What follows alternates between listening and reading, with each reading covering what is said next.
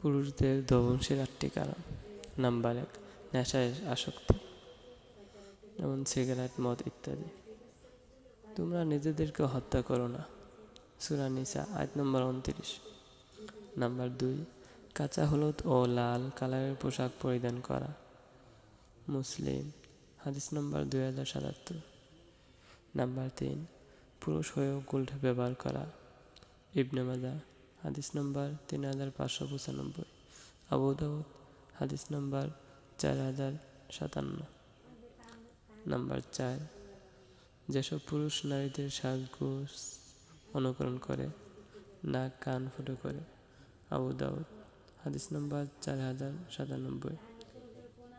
Number 5, সিল্কের পোশাক পরিধান করা, নাসাই হাদিস নম্বর 5144। নাম্বার 6, যেসব পুরুষ টাকনুর নিচে প্যান্ট পরিধান করে, রাসূল সাল্লাল্লাহু আলাইহি সাল্লাম বলেছেন এটা জাহান্নামী পুরুষের লক্ষণ, আবু দাউদ হাদিস নম্বর 3140। নাম্বার 7, ইচ্ছাকৃতভাবে জামাত সালাত আদায় না করা এবং ফরজ সালাত আদায়ে গাফিলতি করা।